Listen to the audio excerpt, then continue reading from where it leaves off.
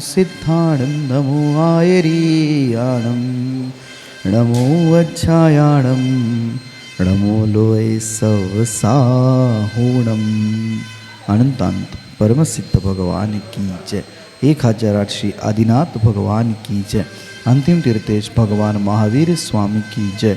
आचार्य भगवान गुरुवर श्री विशुद्ध सागर जी महाराज की जय। मुनि श्री सुप्रभ सागर जी महाराज की जय। मुनि श्री प्रणत सागर जी महाराज की जय। मुनि श्री सौम्य सागर जी महाराज की जय। जय जन बंधुओं, आप हम सब यहाँ उपस्थित हुए हैं लोकप्रिय कार्यक्रम सम्यक समाधान के माध्यम के लिए।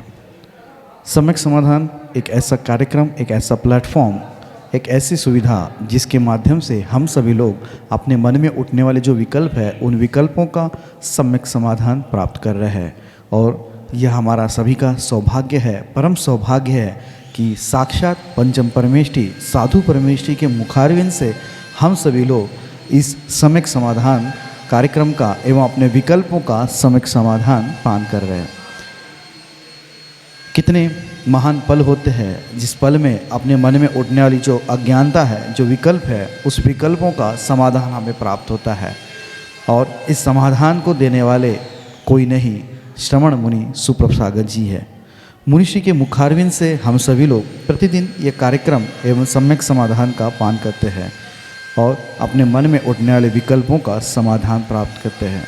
प्रतिदिन यह कार्यक्रम टीवी के माध्यम से, यूट्यूब के माध्यम से, फेसबुक के माध्यम से आप सभी तक पहुंचाया जाता है एवं उसके माध्यम से आप सभी लोग लाभान्वित भी हो रहे हैं और उनके माध्यम से आपके विकल्प भी हम तक पहुंच रहे हैं।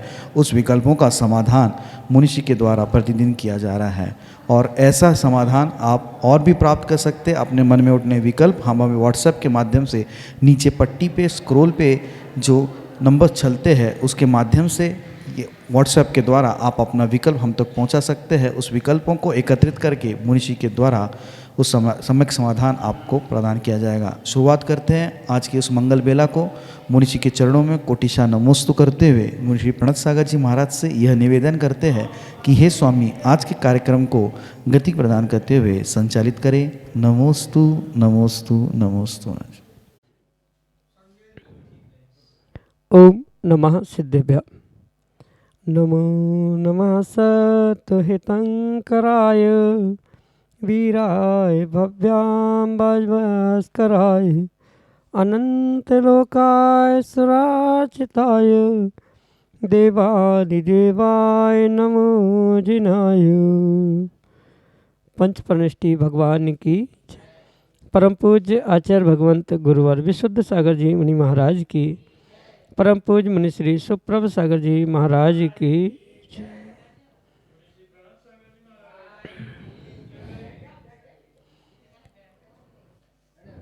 जो प्राणी मात्र के हित के लिए सदैव तत्पर रहते हैं, जो बिना किसी अपेक्षा के बंधु हैं, ऐसे परम उपकारी अरिहंत निर्ग्रंथ भगवंत हुआ करते हैं। और उन उपकारों की श्रृंखला में ही परम पूज्य आचार्य भगवंत गुरुवर विशुद्ध सागर जी महाराज के मंगल सुभाषिष से हम सभी को वह अनूठी विधा समीचीन विकल्पों का सम्यक समाधान के रूप में प्राप्त हो रही है, जो कि परम पूज्य मुनि श्री सुप्रभ सागर जी महाराज द्वारा प्रदत्त विधा, जो हमारे आत्मकल्याण के लिए परम कार्यकारी उपाय है। क्योंकि मन का विकल्प दुख का कारण है और विकल्प की समीचीनता के साथ उसका सम्यक समाधान प्राप्त करना ही वह हमारे लिए परम आह्लाद और सुख को उत्पन्न कराने वाली होती है। ऐसे आत्मकल्याण की विधा समीचीन विकल्पों का सम्यक समाधान प्रारंभ करते हैं। और आज के पहले विकल्प के लिए जया रविंद्र जैन गहाणकर अमरावती महाराष्ट्र से महाराष्ट्र के चरणों में बारंबार नमोस्तु निवेदित करते हुए अपना समीचीन विकल्प रख रहे हैं कि महाराज जी, सप्तभंगी की व्याख्या में अव्यक्त भंग के साथ जो 3 प्रकार के भंग बने हैं उन्हें सरल भाषा में समझाने की अनुकंपा करें। नमोस्तु महाराज जी, नमोस्तु। ओम नमः सिद्धम। परम पूज्य आचार्य भगवान गुरुवर विशुद्ध सागर जी महाराज की,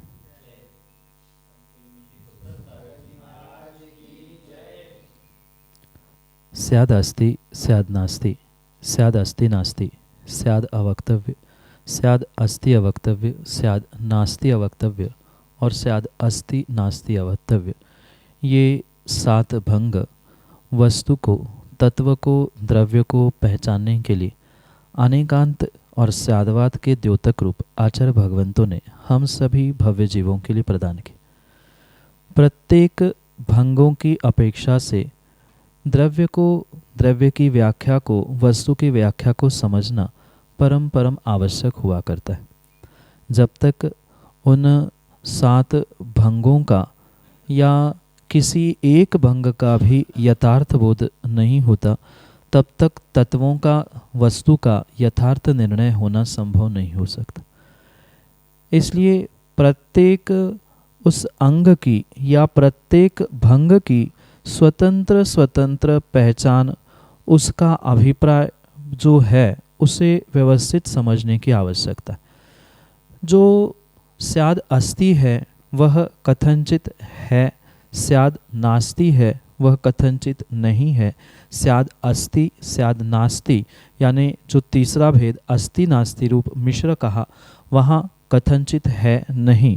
और चौथा कथनचित अवक्तव्य या स्याद अवक्तव्य जो कहा है, वहाँ एक समय में जो उस होना नहीं होना, इसका कथन करना संभव नहीं होने से वह चौथा भेद अवक्तव्य रूप प्रकट होता है। सीधी सी बात है, कोई भी वस्तु अपने स्वचतुष्टय की अपेक्षा से है, पर चतुष्टय की अपेक्षा से नहीं है। और एक ही साथ वह है भी और नहीं, पर तीसरे के बाद चौथा जब भी भंग बनेगा, तब एक समय पर है या नहीं है ये एक साथ कहना संभव नहीं होता।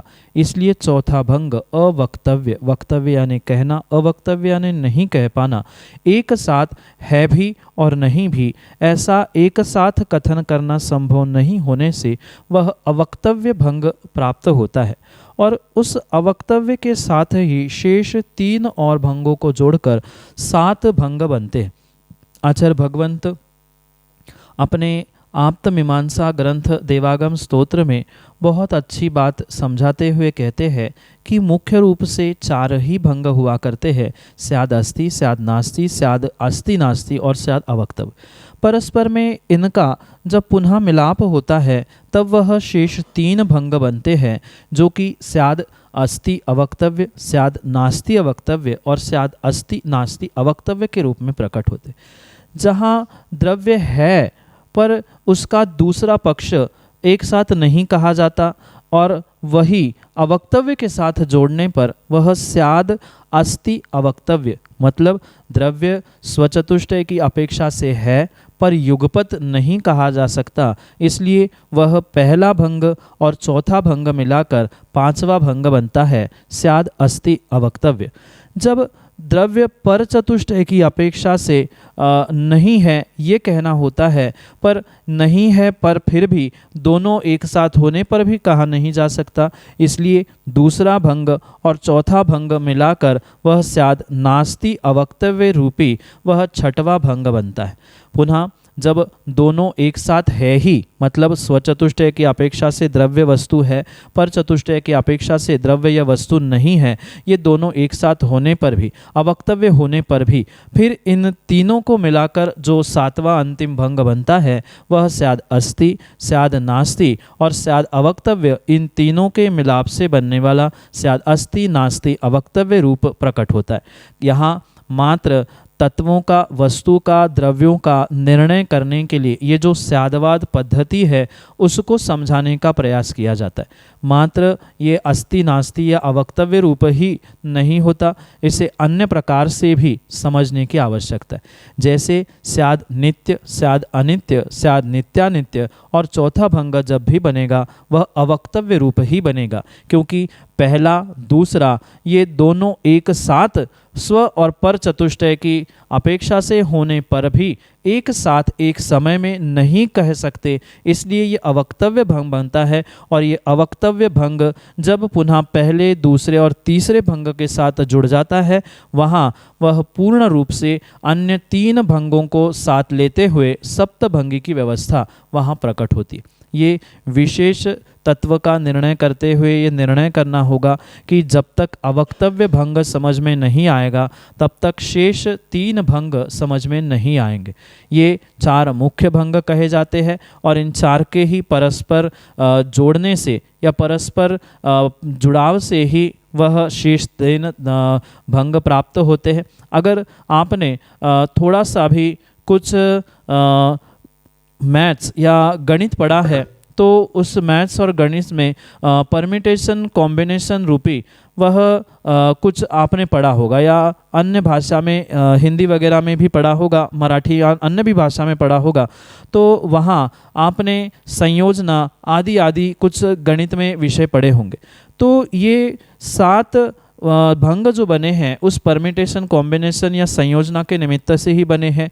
3 वस्तुएं सामने हैं, 3 में से कितने निकालना, एक बार 1, फिर दूसरी बार 2 और तीसरी बार 3, ऐसे करते हुए उन 3 से अधिकतम 7 ही भंग बनते हैं। एक के, फिर 2 के, फिर 3 के, ऐसे 7 ही भंग बनते हैं। इसलिए इनकी ये मिलाने से ये 7 भंगों की अवक्तव्य भंग आदि की व्यवस्था बनती है।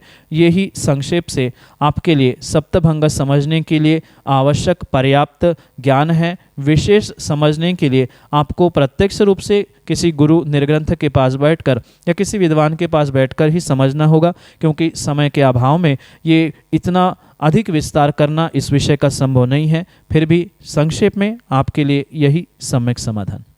सागर मध्य प्रदेश से श्रेयांश जैन LIC महाराज जी के चरणों में कोटि कोटि नमोस्तु निवेदित करते हुए अपना समीचीन विकल्प रख रहे हैं कि महाराज जी अष्टमी चतुर्दशी को तत्वार्थ सूत्र क्यों नहीं पढ़ा जाता। हमारे समीचीन विकल्प का सम्यक समाधान करने की अनुकंपा करें। नमोस्तु महाराज जी, नमोस्तु। आचार्य भगवंतों ने सम्यक ज्ञान के 8 भंग या 8 अंग कहे, जहाँ उन 8 अंगों का व्याख्यान करते हुए आचार्य भगवंत कालाचार का बोध कराते हैं, यानी किस समय पर ग्रंथों का स्वाध्याय करना चाहिए, नहीं करना चाहिए, किस समय पर किन ग्रंथों का करना चाहिए, नहीं करना चाहिए। इस विषय को प्राप्त करना, समझना, यही कालाचार है। काल और उस काल के अनुसरण करता हुआ आपका आचरण, स्वाध्याय, ये कालाचार अंग कहलाता है सम्यक ज्ञान का। तो इस सम्यक ज्ञान के कालाचार अंग के निमित्त से ही अष्टमी चतुर्दशी आदि पर्व के दिनों में सूत्र ग्रंथों का, सिद्धांत ग्रंथों का पाठ करने का आगम में आचार्य भगवंतों ने निषेध किया है। मात्र अष्टमी चतुर्दशी ही नहीं, अपितु कुछ ऐसे विशेष दिन होते हैं जब कोई विश्वव्यापी ऐसा उपद्रव, उपसर्ग या विपरीत कार्य हुआ है, नगर में उल्कापात हो रहा है, अग्निदाह हो रहा है, कोई बहुत बड़े अधिकारी राजा आदि का कुछ घात हुआ है, उसकी मृत्यु हुई है, ऐसे विपरीत समय में ये सिद्धांत ग्रंथ, सूत्र ग्रंथ पढ़ने का पूर्ण रूप से निषेध है। अष्टमी चतुर्दशी को हमारे आगम ग्रंथों में शाश्वत पर्व कहा जाता है और इन शाश्वत पर्व के दिनों में भगवान की भक्ति करना, उपवास, व्रत आदि साधना करना, इसकी तो आज्ञा प्रदान की है, पर इन दिनों में सिद्धांत ग्रंथ और सूत्र ग्रंथों का स्वाध्याय अध्ययन करने का निषेध ही प्राप्त होता है, क्योंकि तत्वार्थ सूत्र सामान्य रूप से सूत्र ग्रंथ स्वीकार किया जाता है और सूत्र ग्रंथ होने की अपेक्षा से अष्टमी चतुर्दशी के दिनों में इन ग्रंथों का अध्ययन करना उचित नहीं है। और एक विशेष बात भी इस समय पे समझने योग्य है कि अष्टमी चतुर्दशी जैसे प्रोषोदोपवास के दिन कहते हुए आचार्य भगवंतों ने विशेष साधना, तपस्या, भक्ति आदि करने की आज्ञा दी है, वहाँ स्वाध्याय रूप अन्य ग्रंथों का पठन पाठन करने में किंचित भी दोष नहीं है। पर इन विशेष दिनों में जैसे पर्व के दिन होते हैं, अति उत्साह के दिन होते हैं, अति दुख के दिन होते हैं, इन दिनों में अगर सूत्र ग्रंथ, सिद्धांत ग्रंथ पढ़े जाते हैं तो हर्षातिरेक में या दुख के अतिरेक में व्यक्ति कहीं ना कहीं बहुत बड़ी भूल, बहुत बड़ी गलती करता है और उस भूल और गलती के निमित्त से ही वह सिद्धांत में, सूत्रों में, पठन पाठन में, उसके समझने में, उसके उच्चारण में कुछ गलती करते हुए पाप का आश्रयबंध कर सकता है। गलत अभिनिवेश, गलत अभिप्राय को प्राप्त करते हुए आगम ग्रंथों को, सूत्रों को गलत प्रकार से इंटरप्रेट कर सकता है, समझ सकता है, गलत धारणा में रख सकता है। इसलिए इन पर्व के दिनों में या इन विशेष दिनों में मुख्य रूप से इन सूत्र ग्रंथों का और सिद्धांत ग्रंथों का अध्ययन करने के लिए आगम में आचार्य भगवंतों ने निषेध किया है, क्योंकि अष्टमी चतुर्दशी पूर्ण रूप से शाश्वत पर्व माने जाते हैं। इन दिनों में स्वाभाविक रूप से भावों में परिणाम, परिणति में बदलाव होना, ऊपर नीचे होना, उतार चढ़ाव होना, ये सहज रूप से देखने में आता है। इसी कारण से अष्टमी चतुर्दशी के दिनों में तत्वार्थ सूत्र जैसे सूत्र ग्रंथों का, सिद्धांत ग्रंथों का पढ़ना उचित नहीं है, और यही कालाचार का पालन करने के लिए अष्टमी चतुर्दशी के दिन तत्वार्थ सूत्र का पठन करने के लिए निषेध किया जाता है। यही आपके लिए सम्यक समाधान से। प्रफुल्ल जैन, इंदौर, मध्य प्रदेश से महाराज श्री के चरणों में बारंबार नमोस्तु निवेदित करते हुए कह रहे हैं कि महाराज जी, पूजन के मंत्रों में पुष्प और नैवेद्य चढ़ाते समय भ्या एवं शेष द्रव्य चढ़ाते समय भ्यो के साथ मंत्रों का प्रयोग क्यों किया जाता है? हमारे समीचीन विकल्प का सम्यक समाधान करने की अनुकंपा करें। नमोस्तु महाराज जी, नमोस्तु।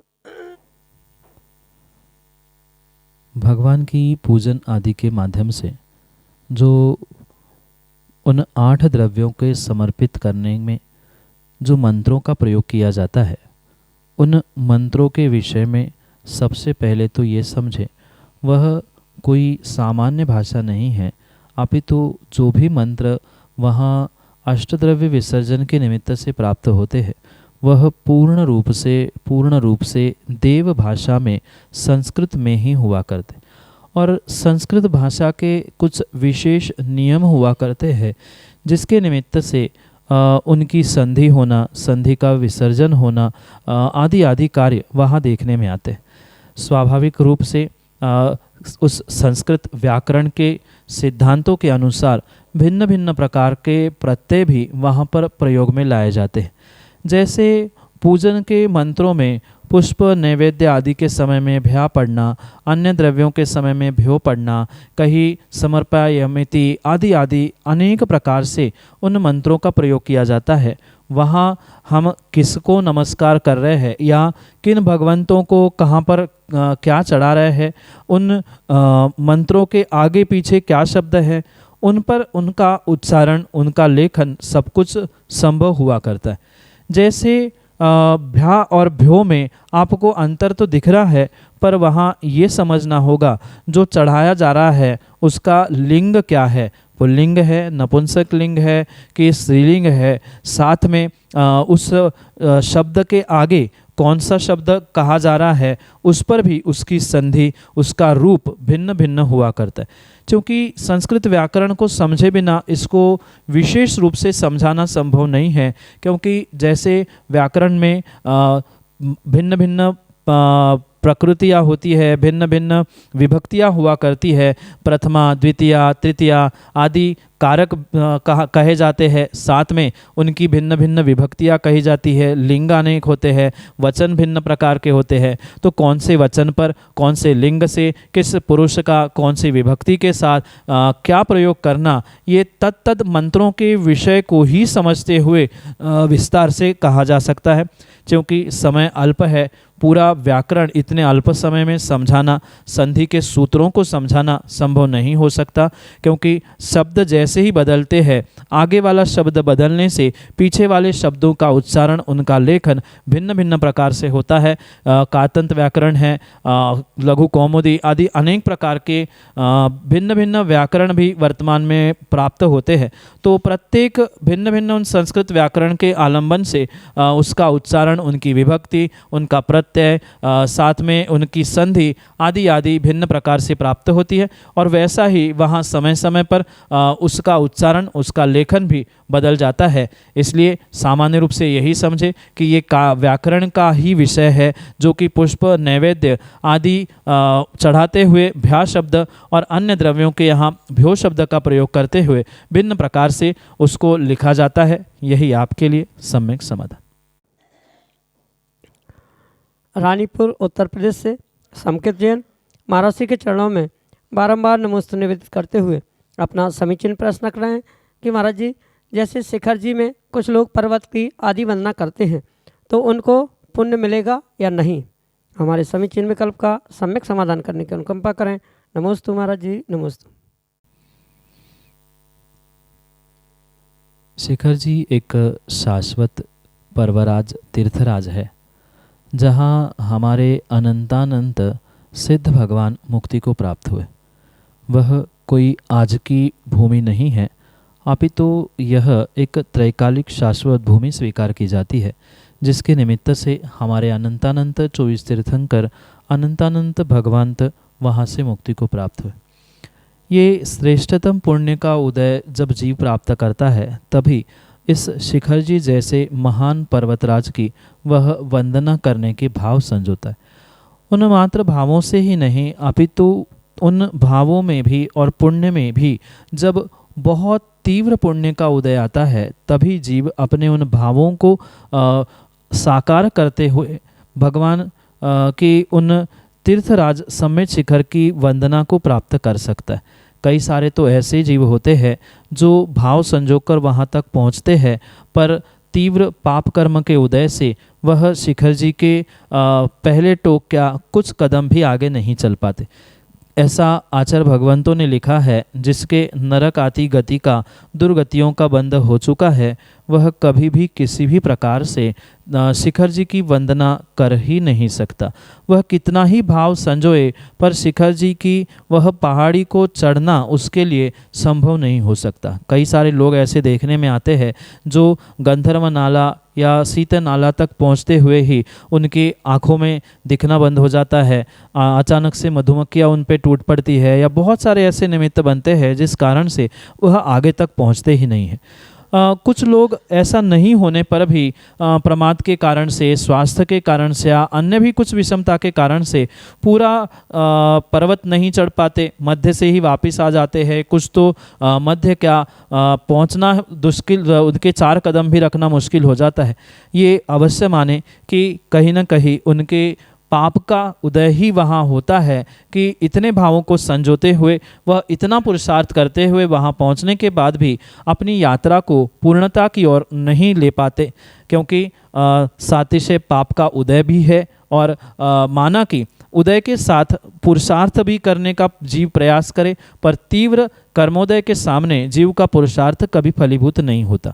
इसलिए ये अवश्य समझे कि वहाँ सातिशय पाप का उदय तो चल ही रहा है, पर नहीं करने से जो पुनः कर्म बंध वहाँ हुआ है, वह भी उनके लिए आने वाले समय के लिए दुख देने वाला, पाप के उदय में ही परिवर्तित करने वाला निमित्त बन सकता है। ये अवश्य समझे, जो पुण्यात्मा विशेष पुण्य के साथ श्रद्धा भक्ति के साथ चढ़ता है, वही सातिशय पुण्य को प्राप्त करता है। ये भी शायद आपने पढ़ा होगा, सुना होगा, भावत सहित वंदे जो कोई, ताके पशु नरक गति नहीं हुई। जो सच्चे भावों के साथ, श्रद्धा के साथ इस सम्मेत शिखर की पूर्ण वंदना करते हुए श्रेष्ठतम कार्य, श्रेष्ठतम भाव करता है, वह नियम से नरक और तिर्यंच गति को प्राप्त नहीं होता। और स्वाभाविक सी बात है, जो पूर्ण नहीं कर पाता या भावों को अच्छे से नहीं कर पाता, क्योंकि आज बहुत सारे लोग शिखर जी पर चढ़ते हुए, यात्रा करते हुए, पिकनिक मनाते हुए, आदि आदि करते हुए दिखने में आते हैं, पर वे भाव सहित वंदना नहीं करते। कोई रोजी रोटी के लिए जा रहा है, कोई फोटो खींचने के लिए जा रहा है, तो वह पुण्य कमाने के लिए नहीं, पाप ही कमाने के लिए जाते हैं। साथ में जो वंदना पूर्ण नहीं कर पाते हैं, आधी ही छोड़ के भगाते हैं, या अन्य भी कोई विषमता बनती है, वह भी नियम से पाप के उदय के साथ पाप को बांधने वाले ही कार्य करते हैं। इसलिए ऐसे कार्यों से बचते हुए प्रयास यही करना चाहिए, कितना ही समय क्यों ना लगे, पर विषमता को समता में बदलते हुए तीर्थराज की पूर्ण वंदना करना ही श्रावकों का श्रेष्ठतम कार्य होता है। यही करने से पुण्य की, भावों की विशेषता प्राप्त करने से ही पुण्य की प्राप्ति होगी, अन्यथा नहीं। यही आपके लिए सम्यक समाधान। निखिल जैन नीसू, विदिशा मध्य प्रदेश से, अगले समीचीन विकल्प के लिए। नमोस्तु भगवान। मेरा प्रश्न यह है कि हम लोग को दीक्षा, निर्गन दीक्षा शादी के पहले लेना चाहिए या शादी के बाद? क्योंकि जो हमारे अधिकांश तीर्थंकर हैं, उन्होंने दीक्षा तो शादी के बाद ही ली थी। मेरी समीचीन विकल्प का सम्यक समाधान करें। नमोस्तु महर्षि, नमोस्तु। त्यागाय श्रेयसे वित्त म वित्त संचिनोत्य स्वशरीर सपंकेन स्मस्यापति विलंपति। ऐसा पूज्यपाद स्वामी कहते हैं कि वह व्यक्ति मूढ़ है जो नहाने से पहले अपने आप को कीचड़ से लेप लेता है, कीचड़ में डुबकी लगाता। नहाना है इसका मतलब ये नहीं है कि कीचड़ में पहले डुबकी लगा ले और फिर नहा ले। जब नहाना ही है, शुद्ध होना ही है, तो कीचड़ में डुबकी लगाने की, कीचड़ से अपने आप को लिप्त करने की क्या आवश्यकता। जैसे धन के त्याग के विषय में उन्होंने कहा है, ऐसे ही विषय भोगों के निमित्त से भी प्रत्येक जीव को समझने की आवश्यकता है, क्योंकि ये परम सत्य है। संसार विषय भोगों में जो उलझता है वह कर्मों के कीचड़ में अवश्य ही फंस जाता है, और जो कर्मों के कीचड़ में फंसता है उसका उस कीचड़ से निकलना बहुत दुष्कर हुआ करता है। और वर्तमान के परिप्रेक्ष्य में अगर समझे तो पंचम काल में उन तीर्थंकरों जैसा उत्तम सहनन, उत्तम शक्ति किसी भी प्रकार से किसी जीव के पास हो ही नहीं सकती। रही बात तीर्थंकरों की, चक्रवर्ती आदि की, तो भले ही चक्रवर्ती की 96,000 रानियाँ थी, वह 96,000 रानियों को प्राप्त करने के बाद भी पूर्ण रूप से वैरागी था वह भरत चक्रवर्ती। पर आज एक रानी, एक पत्नी को प्राप्त करते हुए क्या व्यवस्था बनती है, ये व्यक्ति को स्वयं ही समझने की आवश्यकता है। क्योंकि उन तीर्थंकर भगवंतों की, चक्रवर्ती आदियों की बातें कहते हुए, उनके दृष्टांत देते हुए अपने आप की वंचना करना, अपने आप की उलाहना देते हुए शादी विवाह को प्राप्त करना, ये भोगों को प्राप्त करना, ये आगम के परिप्रेक्ष्य में उचित नहीं है। उनका सहनन, उनकी शक्ति, ये समझने की आवश्यकता है। वह हजारों सैकड़ों नौकरों के द्वारा बनाया गया बहुत बड़ा लड्डू 1 मिनट में चक्रवर्ती खा के पचा लेता है, उतनी खाने पीने की शक्ति वर्तमान में जीवों के पास नहीं है। उन 1-2 रानियों को, पत्नियों को संभालने की शक्ति नहीं है, और कहाँ उन तीर्थंकर चक्रवर्ती के बराबर उनकी तुलना करना ये कतई संभव नहीं है। उनकी वैसी शक्ति, उनका वैसा सहनन, उनके वैसे भाव तीव्र थे। उनका तीर्थंकर बनना, उनका भगवान बनना, मुक्ति को प्राप्त होना ये प्रमाणित था, क्योंकि अन्य तीर्थंकरों ने उनके विषय में कहा था। हमारे सम्यक दर्शन की ही भूमिका हमें ज्ञात नहीं है, तो हम क्यों अनावश्यक रूप से कीचड़ में फंसते हुए उससे साफ होने का प्रयास करें। ये स्वाभाविक बात है। जो विशेष विशेष विशेष पुण्यात्मा होते हैं वो ही उस कीचड़ में फंसते हुए साफ होने का पुरुषार्थ कर पाते हैं। माना कि कीचड़ में फंसा हुआ, रागद्वेष में फंसा हुआ, घर भोगों में फंसा हुआ जीव नहीं निकल पाया और पुनः मनुष्य पर्याय, ये दुर्लभ मनुष्य पर्याय व्यर्थ गई, तो पुनः पता नहीं कहाँ मनुष्य बन के कहाँ निर्ग्रंथ दीक्षा ले पाए। इसलिए ये अवश्य समझे, उन तीर्थंकरों की, चक्रवर्ती की उलाहना देते हुए अपनी आत्मवंचना ना करे। पंचम काल में जितनी जल्दी धर्म कर सके उतने धर्म मार्ग में, मोक्ष मार्ग में, वैराग्य मार्ग पर प्रत्येक जीव को आगे बढ़ने की आवश्यकता है। यही आपके लिए सम्यक समाधान। जय जन बंधुओं, हम सभी लाभ ले रहे थे लोकप्रिय कार्यक्रम सम्यक समाधान का। प्रतिदिन यह कार्यक्रम 5:13 पे यूट्यूब चैनल सुप्रभ वाच के माध्यम से प्रसारित होता है। मुनिषी सुप्रभ सागर जी का नाम सुप्रभ, वाणी का पर्यायवाची नाम उवाच, सुप्रभ उवाच, यस यूट्यूब चैनल के माध्यम से मुनिषी के प्रवचन एवं ये सम्यक समाधान प्रतिदिन प्रसारित होता है। आप सभी लोग चैनल को सब्सक्राइब करें एवं बेल आइकन को जरूर दबाएं, ताकि नोटिफिकेशन के द्वारा आप सब चीज़ों को अप टू डेट रह सकते हो। प्रतिदिन मुनिषी के प्रवचन शाम को 7:40 पे जिनवार टीवी के माध्यम से प्रसारित होते हैं। आप सभी लोग घर बैठे मुनिषी के प्रवचन के लाभ जिनवार टीवी के माध्यम से ले सकते हैं। सम्यक समाधान यह कार्यक्रम प्रतिदिन ठीक 4 बजे अपने आदिना टीवी चैनल के माध्यम से प्रसारित होता है। एक नया टीवी चैनल, आदिना टीवी चैनल, जिसके माध्यम से यह सम्यक समाधान का प्रसारण ठीक 4 बजे होता है। आप सभी लोग घर बैठे टीवी के माध्यम से भी इस कार्यक्रम का लाभ लेते हुए अपने मन में उठने वाले विकल्पों का सम्यक समाधान प्राप्त कर सकते हैं।